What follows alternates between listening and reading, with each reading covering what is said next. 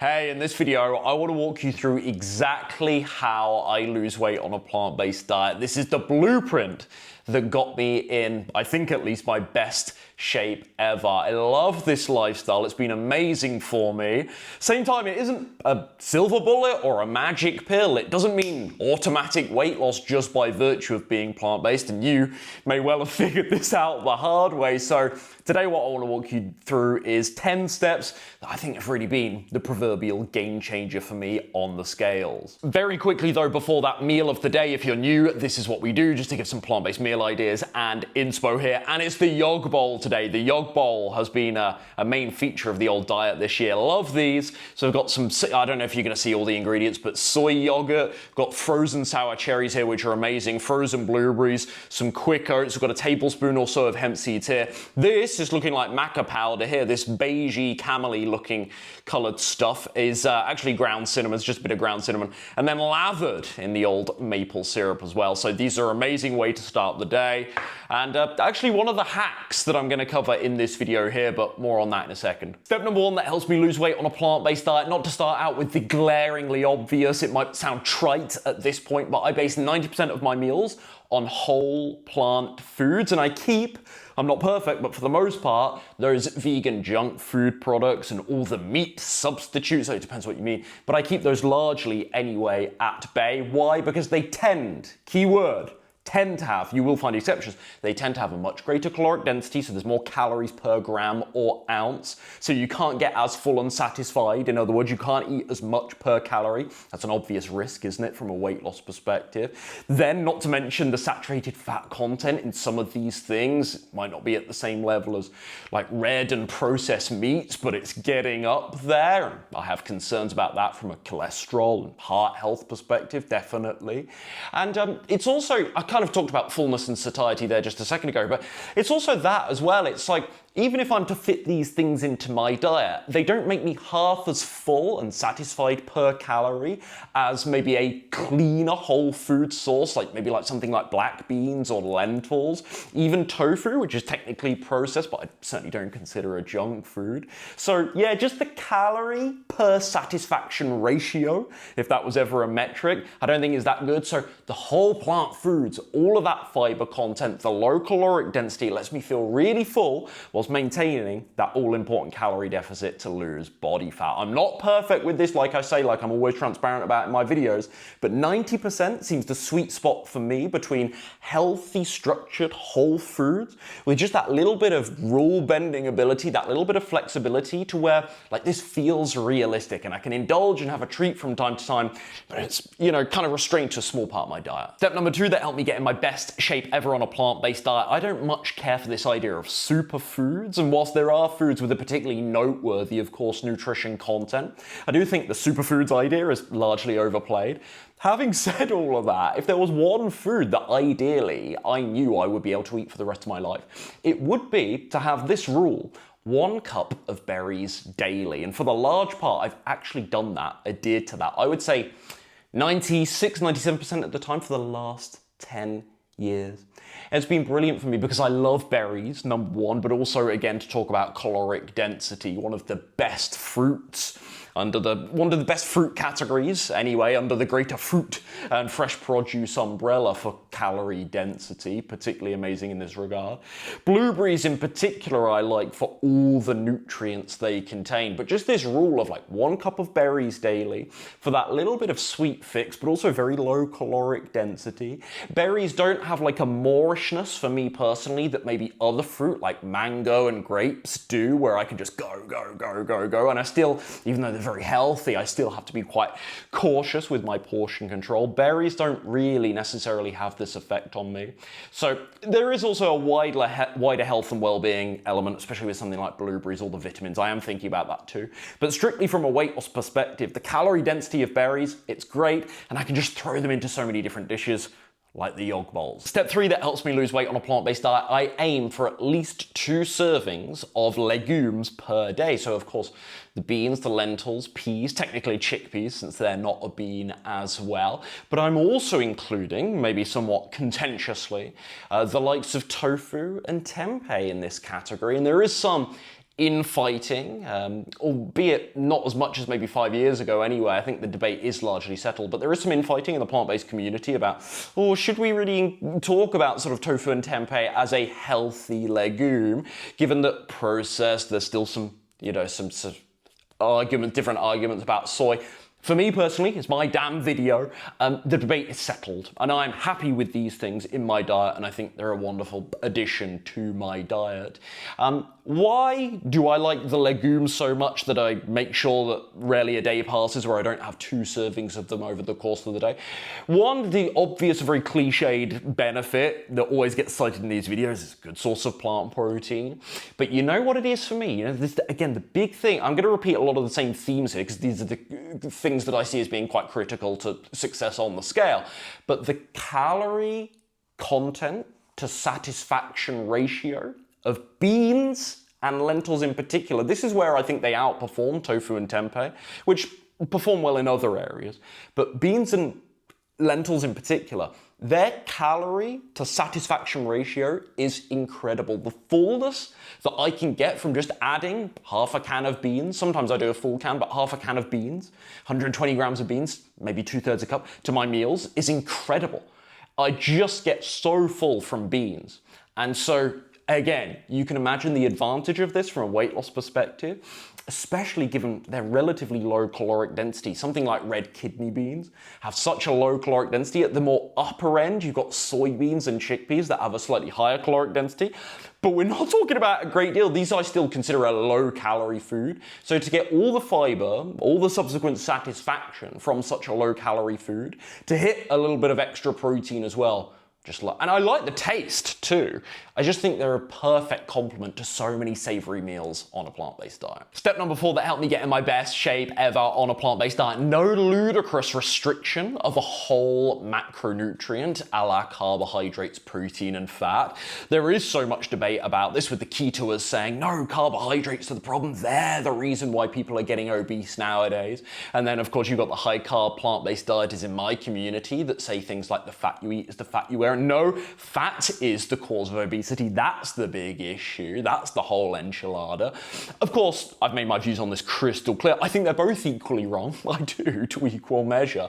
And what I've learned, this very much is not profound, it conforms with the consensus, is that actually this is all trumped. This whole debate is trumped by simply being in a calorie deficit, and that is the most important thing to get right on the scales. And so, in other words, as long as you're in a calorie deficit, this is what I'm saying quite bluntly, it doesn't so much matter your ratios between the macronutrients. What I'm certainly not for, though, is the intentional ostracizing of any one macronutrient, because I think they all bring different things to the party. They can, to some degree, some macronutrients compensate for one another. That's a different video.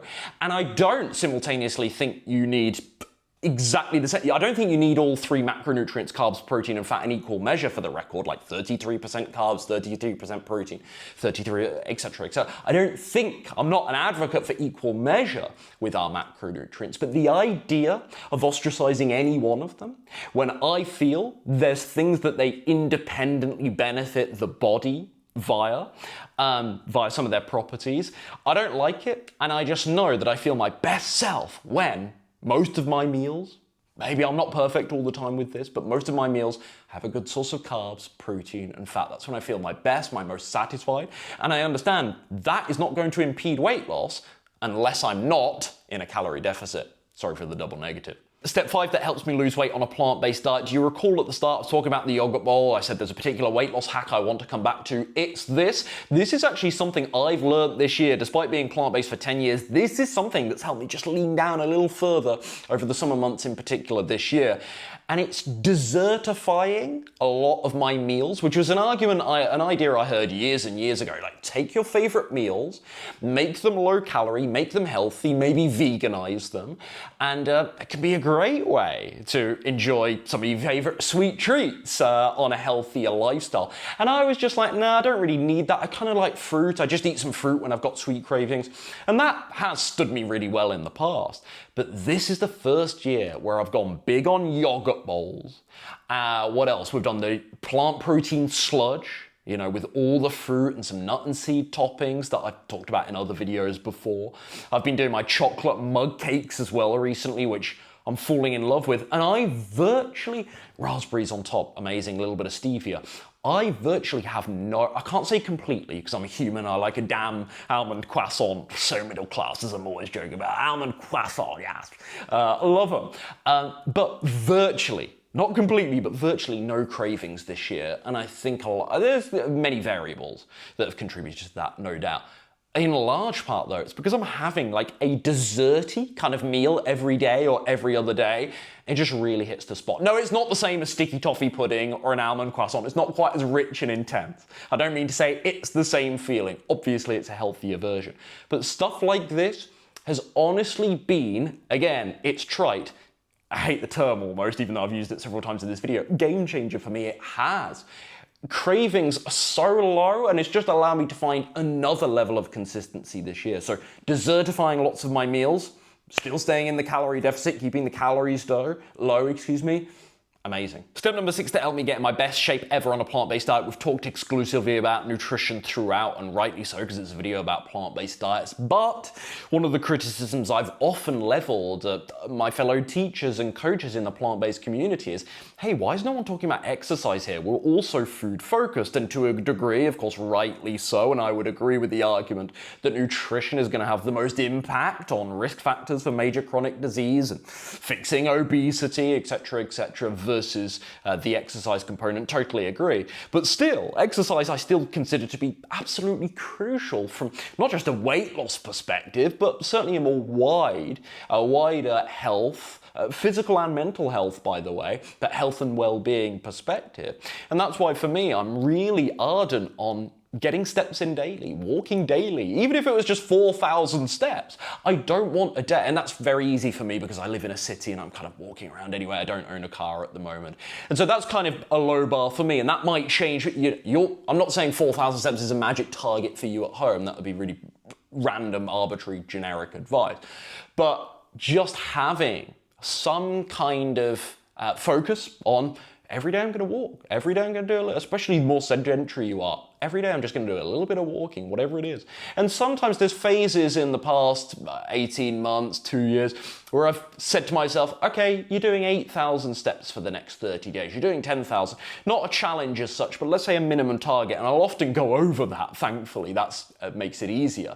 But just having that minimum target, just that emphasis on every day I'm moving, I'm walking, and it doesn't have to be intense. I just start with walking only.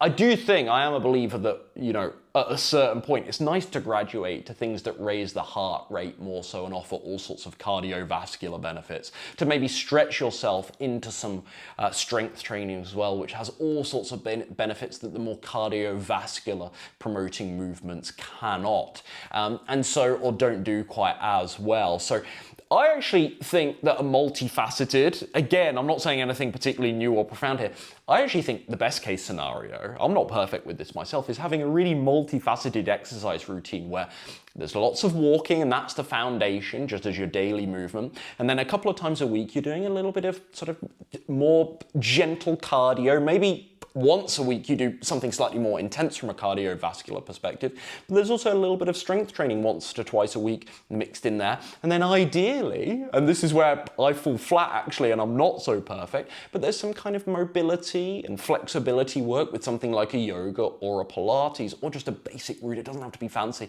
a basic routine that you do at home. I think that's what you build up to, but rather that can be quite overwhelming for folks that are very sedentary. So that's why I always say, look, just start with walking. Low-hanging fruit mentality, just get out, have the intent. You don't even need a step target like I perhaps suggested. Just give yourself the target of, I'm going to move every day. I'm going to do some kind of walking every single day, and then you can build up in time. Step number 7 that helps me lose weight on a plant-based diet. Back to the nutrition stuff now. The ideal meal structure for me. I know there's lots of conversation about meal timing and frequency, and intermittent fasting is certainly not as popular as it was 10 to 12 years ago, but I do occasionally get questions about my stance on that. What I've landed on, and there's different merit to different arguments, and some things are overplayed. People that argue for OMAD, 1 meal a day, I think that's maybe too far, but again, you can still get good results with it, I concede. And And I don't agree with lots of the fear mongering about having long periods where you're fasting. But at the same, so I agree with like the intermittent fasters, the OMADers, and lots of things is what I'm trying to say. But what I've landed on as a personal preference, because I've seen that this is actually the best thing overall, I think, for my compliance. And there are moving goalposts there. Maybe next year, something else, a different meal structure is better for my compliance. But anyway, cut to the chase, spit it outright.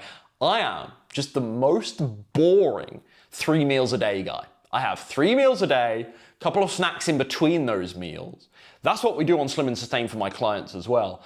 And it just, for the vast majority of people, this is what works for me, but the vast majority of people I observe as well, this works best for them.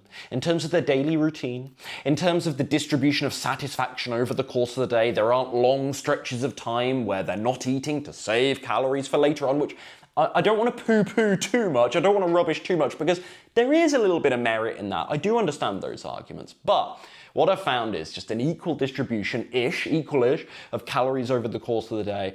This is what, for me personally, gives me the least risk of screwing it up, of binging, of ever getting to such a hunger weak point that I'm likely to make a mistake. This perfectly fits my lifestyle, my routine. So this is what I've landed on is, again, the calories are going to be the most important thing. If you want to lose weight right now on a plant-based diet or whatever else, you need to be in a calorie deficit. Get that right first.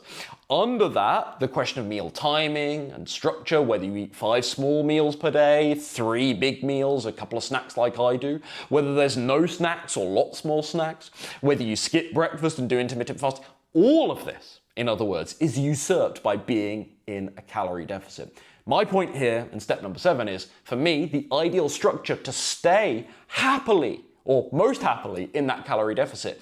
3 big meals a day. I love it. Step number 8 that helps me lose weight on a plant-based diet. What about meals out? Do I need to avoid those? Well, me personally, I've spoken a lot in recent months on this channel about real-world flexibility and how it's really hard to build the kind of plan, the kind of diet that you're glad to follow for life and it still gets really good health results. If you're completely scared to ever eat out, simultaneously at the other end of the spectrum, if you're eating out every day, that's going to be a real disadvantage to you from a health perspective as well. So, like, what is the balance there? Well, I like this idea of bending the rules without breaking them. I like this idea of flexibility, but I can't lie to you guys. It's most controlled. I get my fastest results when I'm limiting myself to 1 meal out per week. And of course, maybe I'd have even better results if it was no meals out per week. Of course, it depends what that 1 meal off plan, quote unquote, is. I'm not talking about a cheat meal either, ideally, anything too indulgent. But, you know, obviously that's where I'd get my best results, but I want some real world flexibility. And I think in periods where my life is quite calm and there's not too much going on and it's not too busy, which for me, thankfully, is the vast majority of the time, things are under control. I'm not perfect with it, but things in my life are mostly under control right now, thankfully. Eating 1 meal out per week is actually a very reasonable compromise. It's something I can really agree to. That's when I'll get my best results. Because yes, I've shared so many tips for this. You can eat out and still be in that calorie deficit. You could technically eat out, to maybe step on my previous idea, you could actually eat out every day and still be in a calorie deficit. I did it for months in Asia last year, or it was at least at calorie maintenance or thereabout in Asia last year. I did this for 5-6 months where I was traveling last year. But it's hard. And it's far less guaranteed, like the most controlled way, 1 meal out per week, to limit yourself to that and to channel all of your desire for something a little bit different or a bit more indulgent to that 1 meal.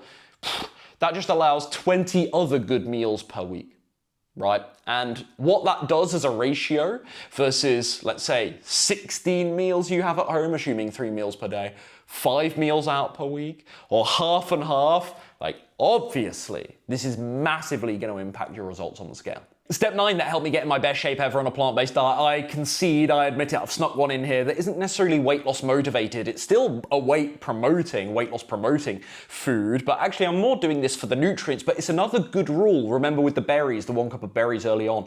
I like to aim for, though I'm not quite as compliant with this, I will concede, I like to aim for 2 cups of leafy greens daily. So kale, spinach, rocket, or arugula for my friends across the pond. What else? Things that I don't necessarily have, but I still think very highly of, like mustard greens, collard greens, these really nutrient-packed leafy greens. Now, if you don't like the taste of these things, totally understand, I don't always love them, but the hack is mix them into stuff, right? Throw them into your stir fries, into your lentil marinaras, your lentil bologneses. I found actually that with tomato-based sauce, that's how you say it properly, by the way, tomato. Tomato, darling, not tomato. Tomato, darling. Tomato's quite an overpowering flavor, so what I do is sprinkle a couple of handfuls of spinach into my lentil bolognese. Hardly even notice the taste of it. Smoothies as well, like I've always had a bit of apprehension about doing that. I think I've done that 2 or 3 times in my life, thrown kale or spinach into a smoothie. But you can do this as well to kind of blend in the flavor. So there's little hacks to get these things in. You can always air fry or of course roast bake, some kale, make it all nice and crispy with a little bit of salt, maybe a little bit of lemon juice, a little bit of soy sauce or tamari. So there are ways around this to make them taste slightly more they're not going to be the best thing in the world, but slightly more agreeable, let's say. But like I say, not necessarily weight loss motivated, though they are really low in calories. So again, it's not a weight gain promoting food. That's for damn sure one of the best, actually, in terms of having virtually 0 calories almost, many of these things per cup. But I'm more doing this for the nutrients, I concede. But it all contributes, doesn't it, to a diet that leaves you feeling nourished and satisfied, and makes you feel your best self and therefore less tempted to go for the McFlurries. Step number 10 that helps me lose weight on a plant-based diet. A lot of people don't believe me when I say that for months at a time, I've eaten this food daily or near daily and still looked on the scale every week and either maintained or lost my weight if I was in a weight loss phase at that time. It's bread, would you believe it? I know it's processed, full of all those carbs. I know you've heard terrible things about bread. I'm sure you've noticed weight gain in the past whilst you've been eating bread. Again, not to sound like a broken record on this, this is the big breakthrough, this is the big epiphany. And it's not profound, but people neglect this because they get lost in all the hacks and tactics and conflicting opinions about diet and weight loss they hear on the internet. When you're in a calorie deficit, it trumps all else. When you understand that it's simply about being in a calorie deficit, doing so consistently, obviously, and under that rule, you can actually eat what you want. It's not to say you should and that everything should be consumed, as long as it fits the calories, right? That's not what I believe. But I certainly think there is nothing too much wrong with a good quality, what do I mean by good quality? High fiber content, the calories aren't astronomical, and there aren't too many added ingredients. A good quality whole wheat rye, sourdough bread. These are a huge part of my diet. Actually, not at the moment, incidentally, but like I said, there's been months at a time I've watched the scale drop each week eating bread because I've been in a calorie deficit. And of course, this is important as well. What are you eating on the darn bread? I think a lot of people blame bread. It becomes an easy scapegoat when actually the rest of their diet is astronomically bad. And again, if you're over-consuming on the calorie front, this is the false assumption a lot of people start developing, that they're just simply overeating. They're eating too many calories every single day, and they start looking at particular ingredients in their diet, like bread, or certainly like the carbohydrate sources are always a bit of a scapegoat for this, but they start pointing at those things and going, oh, I'm sure it's the fruit, I'm sure it's the 3 bananas I eat every day, oh, it must be the bread, that's the reason. No, you're just eating too many calories, mate. You understand that, you build a diet that is calorically sensible, and you realize I can still eat bread, I can still eat pasta, I can still eat fruit, and I can still drop body fat each week. So what I love about bread in particular, there's lots of other good carbohydrate sources. I've got my oats here. I've talked extensively about potatoes over the years. Love them. I actually think they're probably the most weight loss friendly carbohydrate source. I do like my whole grains as well, but potatoes, that calorie to satisfaction ratio that I've spoken about several times in this video, unparalleled. That's a different tip for another day, but unparalleled, I think, amongst carbohydrate sources under the plant-based umbrella. But bread, what I like it for versus those other things, simplicity. And I think a diet that isn't simple, a diet plan that doesn't offer you some element of speed in a moment where you're really busy. Oh, I've got to cook my oats. You've got to cook your other carb sources. That might be 15, 20 minutes. Throw it in a Tupperware container. Take it out with you to work in the morning. What if you're late one morning? What if your kid's just thrown up everywhere and you rush? What if something has gone wrong and you need to get out of the house quickly and just grab something, and you know you're going to get Taco Bell if you don't grab something healthy here? Something like my chickpea salad sandwiches, the hummus and avocado wraps. The black bean avocado wrap is really popular on Vegan Slim and Sustain at the moment. Seitan wrap. If you could just throw something onto a bit of bread, even if it was just a light spreading of like a really clean nut butter, no added oil nut butter, a couple of slices of banana, like a healthy PB&J sandwich on a really clean rye bread. I love this stuff, and I think it can all absolutely fit into a weight loss friendly, so therefore calorically balanced, but weight loss friendly, health promoting diet. So long as the bread is of a relatively decent quality, and again, so long as each day, the important point, you're still finishing in a calorie deficit. And just bread is something that the simplicity, the flexibility that it offers allows me to really just stay consistent with plant-based eating, because I'm not going for other convenient. I haven't said this word yet. Bread, what you're getting with bread is you're getting convenience. Use it correctly. Try and not let it be a big trigger for you where you're having toast every 2 hours. Have it at your meal times only. Relegate yourself to, if you struggle with bread, to meal times only. Have healthy ingredients on the bread. This will all really help. Step number 11 then, it turns out that I lied to you at the start when I said there was 10 steps I want to walk you through today, because I've just thought, consider it your little bonus step. If you haven't had enough of my ramblings already in this one, here's 2 minutes more of me. Step 11 is this: don't stop. Right? The other 10 steps I've walked you through, they are utterly futile if you're really inconsistent. And I understand you failed with every other weight loss attempt, like I used to, failed with every other weight loss attempt you've tried in the past, so there is a bit of a lack of self. This is what happens to people. I do have an empathy for it, but at the same time it is really disempowering, and I just want to shake people sometimes and say, bloody hell, don't be such a darn flake, right? Push through. Like, if you make a mistake, that first binge that happens, that first slip up on your diet, don't use that as an excuse to quit. Don't use that as a proof to your limiting beliefs and doubt. Oh, I was right. Actually, no, I'm really not cut out for this. I'm not strong enough for this. I can't be this disciplined. This diet won't work for me. Give it a fair shot, right? Get back on track from the next meal. Wobbles and slip-ups happen.